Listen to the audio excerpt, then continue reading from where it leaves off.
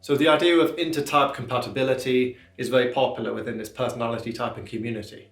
And in many ways this does make a lot of sense. It's helpful to have a set of objective criterion to follow, or at least to use alongside our more natural primal urges and our intuition. Because the fact is, those two latter components can get us into a lot of trouble.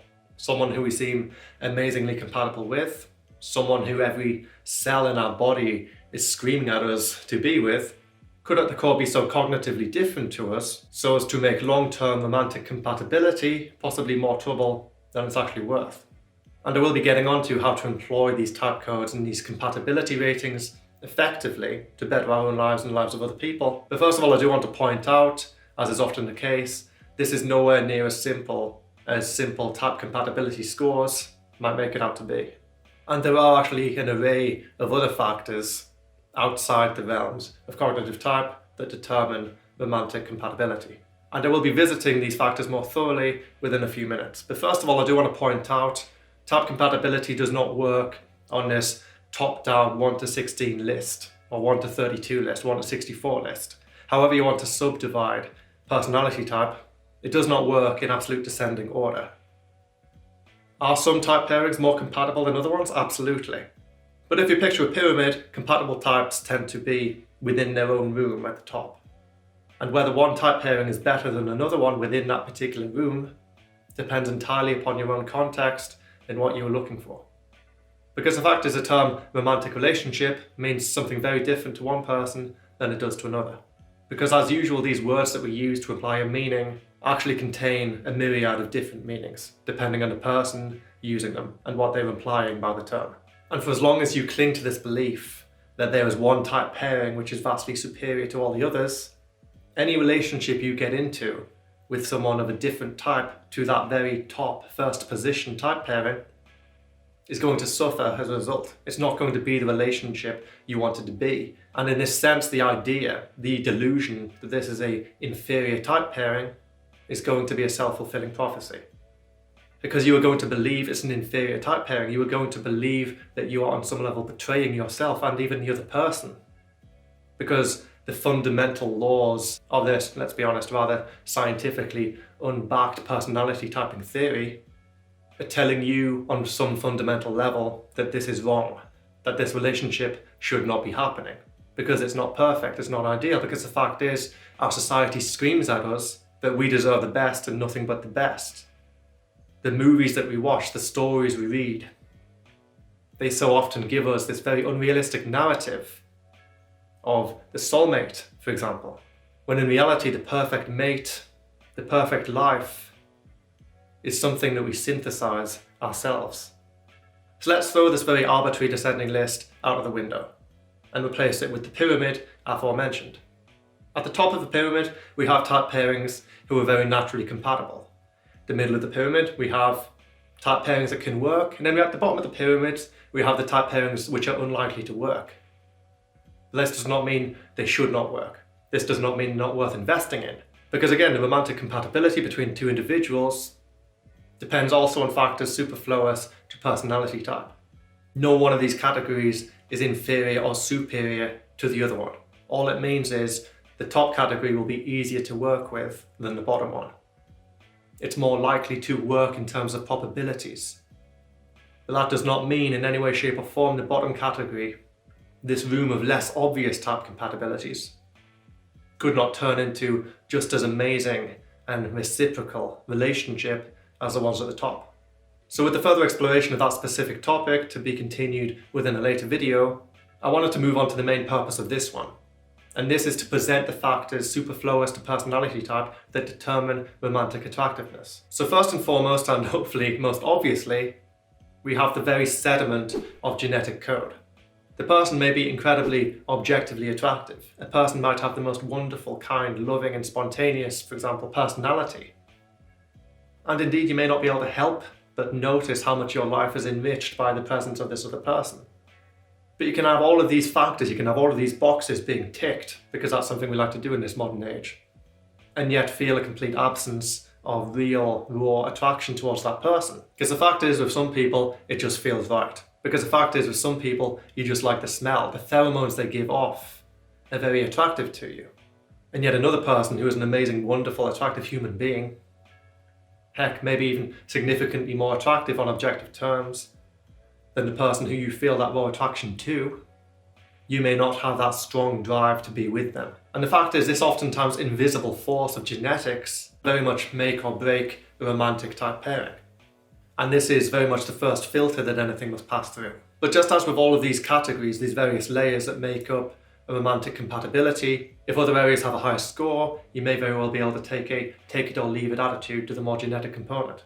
Because I'm not speaking in absolute to every single individual under the sun, but I am presenting the general tendency of us to prioritize the genetic factors before anything else. And next, very closely related to genetics, but not completely, is that of physical attractiveness. So personality type, cognitive type if you will, hasn't even entered the equation yet. There's a slight correlation between genetics and personality type, for example, but it's not absolute. And at this stage in this presentation of factors, cognitive type is not yet relevant to what determines romantic compatibility.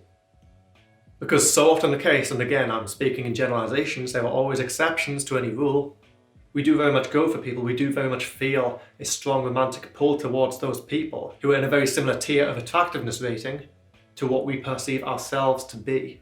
And yes, perceives. This is why this is not intrinsically connected to the genetic code. Because yes, genetics determine how objectively attractive you are, how closely your face resembles that average face, that perfect golden ratio. But it is your perception of your own attractiveness, your belief on where you particularly lie within this attractiveness continuum, that determines the physical attributes of those people you will be most attracted to. You might be objectively incredibly attractive, but for whatever reason, you might be surrounded by people who are telling you you are ugly. You might have a severe case of body dysmorphia. You might just have extremely low self-confidence. And all of these factors will drag your score of perceived attractiveness down.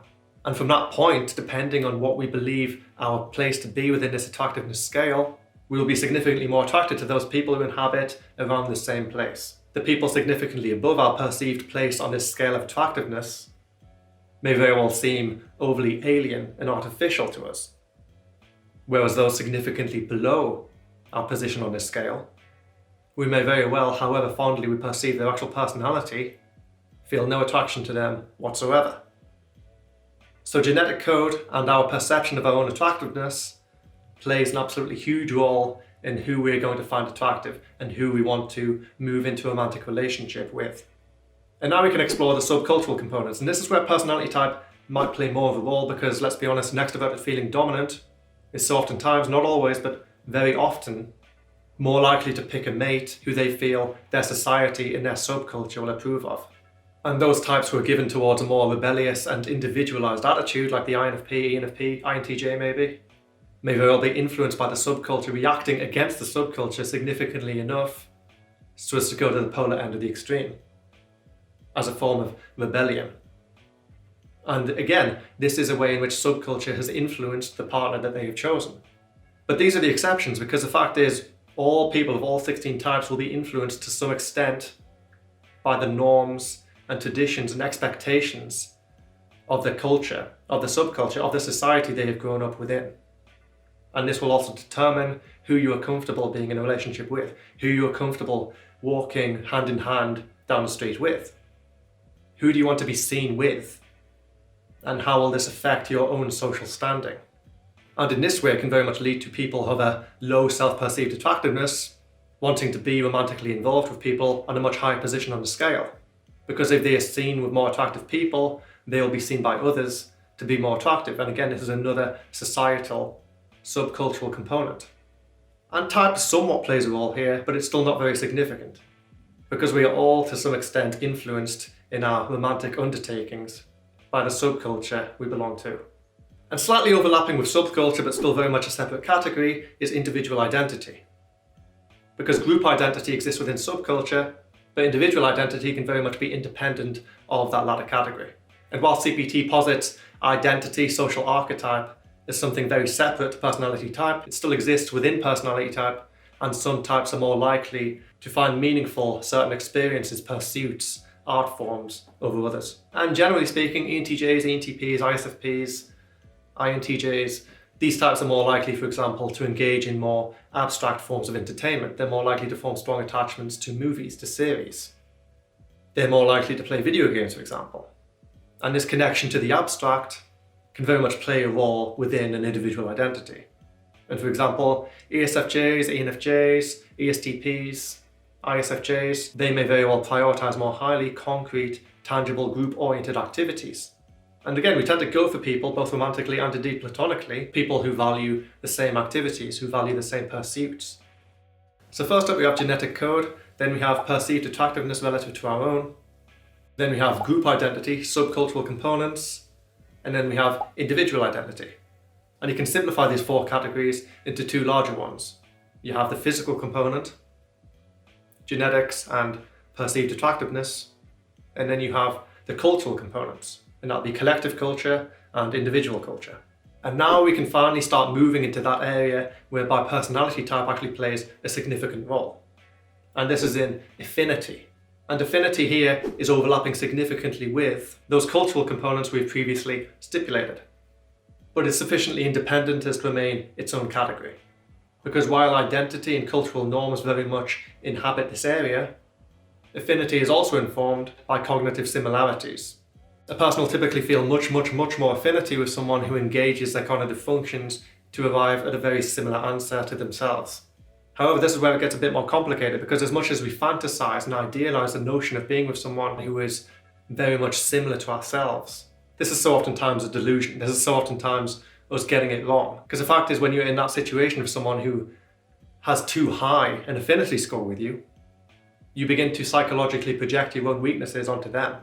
You begin to get infuriated by them doing the same things that you hate about yourself. But the fact is, we are so often unconscious of our own shortcomings. And therefore it is this unconscious self-hatred that very much leads us to hate upon the other person. Furthermore, when affinity is too high, particularly with regards to cognitive function similarity, the other person will not be bringing anything new to the table. It will no longer be a reciprocal relationship. And this is not to shine a significant amount of doubt as to the potential longevity of a same type relationship. Because the fact is, I don't believe in type per se. Two people who are INFJs, for example, may be so different to each other as to very much inhabit that same affinity sweet spot between independence and dependence as a type pairing who I would typically place much higher up on the pyramid. But generally speaking, it is fairly unlikely for two people of the same type to both exist within that nice overlapping portion of the independent and dependent sphere. And going on to factors outside of cognitive type, even though cognitive type still very much influences them, you don't want to be with someone of the exact same beliefs and values to yourself, unless your beliefs and values happen to coincide with your own raw perception of what constitutes reality. For example, if your religion teaches you that life operates on this fundamental level, and that you must obey these teachings, lest you succumb to an eternity of hellfire, it's going to be fairly important to you that the person you romantically and emotionally invest in isn't themselves going to hell. However, absent such extreme differences in what constitutes the fundamental laws of reality, a relationship needs a bit of give and take. You need to be able to respect the other person as somebody who has their own views, their own opinions, their own values, and who are willing to face up to even you who they romantically are invested in order to stand up for these values. You need to be able to respect your partner, and your partner needs to be able to respect you. And such respect is very unlikely to develop in the presence of perpetual affinity. If you're constantly agreeing with each other, if you're constantly trying to please the other person, then there's no compromise. There's no give and take. Neither of you are bringing anything new to the table. And in many ways, neither of you are significantly enhancing the lives and the development of the other person. And the fact is, no matter how Darwinistic you are, at least one person in a relationship, and I would argue both people in a relationship, need to be relied upon to be strong, to be powerful, to be competent. And a willingness to disagree with each other, to have things that you can disagree upon in the first place, is very much affirming to the other person that you are strong, that you can stand up for yourself and therefore stand up for the other person. And for many people, stand up for the family unit you are seeking to create and fight for the future prosperity of this family. If your affinity score is too high, it's very unlikely you're going to get the reassurance you need that this person is worthy of your respect, that this person is strong. because disagreements are very, very, very healthy in a relationship. And as such, you need to ensure that you have things to disagree about in the first place. And this sweet spot between the dependent and independent spheres, this middle ground here, is why it's so important on this pyramid of ours to have types who think in a significantly different way to one another and tend to value significantly different things, but also having enough affinity so as to be able to, first and foremost, see the other person as an extension of yourself, which is one of the core components driving romance in the first place. And secondly, be able to reciprocate each other adequately. And this leads me to the fourth and final point. So let's say we've got all of these aforementioned stages out of the way. They've ticked all the boxes so far. You're very genetically compatible. You probably like the smell of the pheromones. You probably feel very much like this is right. You're very physically attracted towards the other person, and they're very physically attracted towards you. The relationship is very much approved of by your subculture and by your own individual identity. And your affinity is just high enough to be able to foster that all-important love, and just low enough so as to be able to respect the other person adequately. Well, so oftentimes none of this matters if you cannot reciprocate each other adequately. And again, just like with all the other categories, there's a slight overlap between reciprocity and affinity. Because when you are inhabiting that sweet spot between dependence and independence, you are both equally able to bring a lot of new ideas and novel contributions to a table which you both agree is meaningful to you as a duo. However, I say this very strongly, reciprocity is still very much a separate category. Because the fact is, the category of affinity is the one which overlaps most closely with the notion of cognitive type compatibility. And it is as we move to this final stage of the equation with reciprocity, that you actually, again, veer away from type compatibility.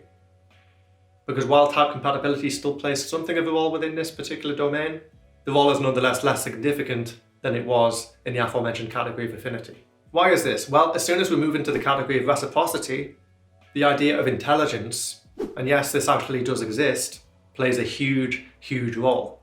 Suddenly the two types of a romantic pairing aren't nearly as important as the intelligence driving the cognition in the first place.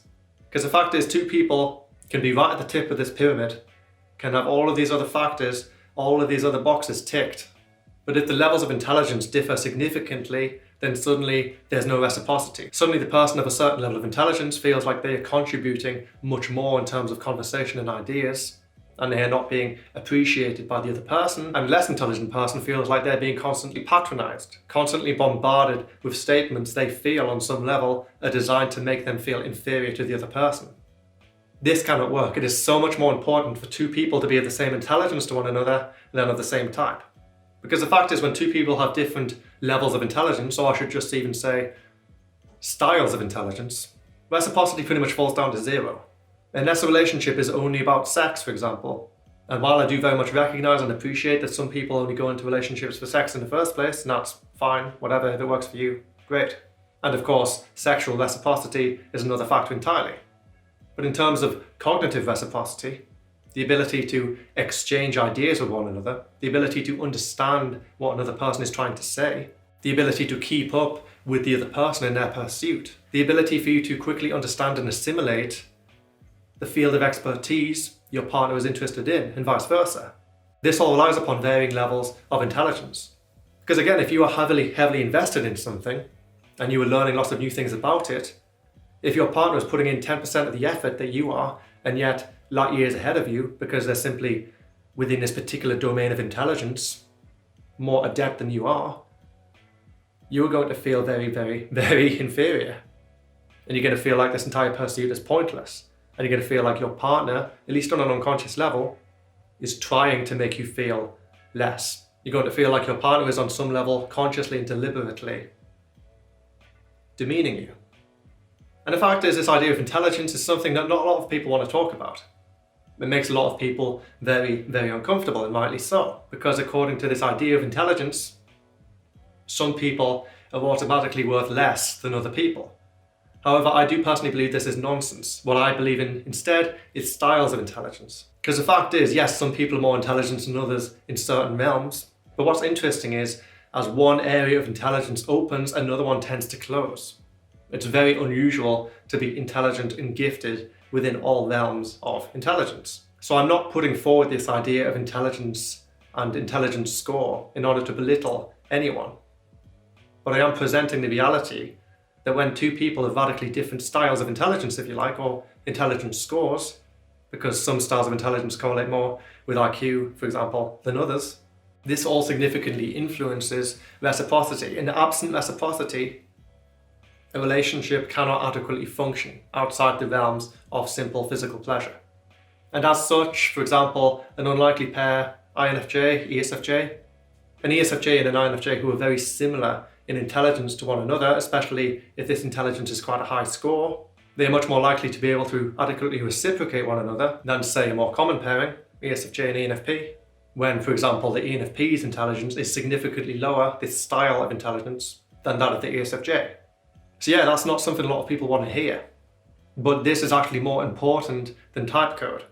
And yeah, for many people in an ideal relationship, I wouldn't necessarily argue that it is ideal, but the easiest relationship is a type combination at the top of this pyramid that I presented earlier in the video of a very similar intelligence style. And before you go assuming that certain types have a different intelligence style to other ones, I'm going to stop you there. They don't. At least not to the extent that would ordinarily be presumed. Because the fact is, within certain areas, certain people come up with answers faster, more thoroughly, and much, much more accurately than other people. Because yeah, two people can exist within a relationship. Let's say they have a similar intelligence style that doesn't necessarily perform that well within other intelligence areas. Well, within this other intelligence area that they are both, little do they know, not particularly intelligent within, they may very well be in agreement. They may very well be contributing novel ideas and contributing to each other's models of understanding in a way which, objectively speaking, is entirely inaccurate. But the fact is, neither of them are intelligent enough to realize that they are inaccurate within this field. And I'm sure these two people will be incredibly, incredibly intelligent within other fields. But within this particular field, they are mutually ignorant. And it is this mutual ignorance which drives this romantic reciprocity. And then let's say you have two, generically speaking, high-functioning individuals, people whose intelligence style is well suited to the society that we live in and who are likely to achieve a great deal of success, a power couple if you like. These two people will feel very much the same reciprocity as those other two individuals who are significantly more ignorant within that particular area. So in terms of feelings, in terms of romantic compatibility, the fact that one couple is more objectively true than the other couple doesn't matter. What does matter is that they're thinking on the same wavelength, with the same level of processing power.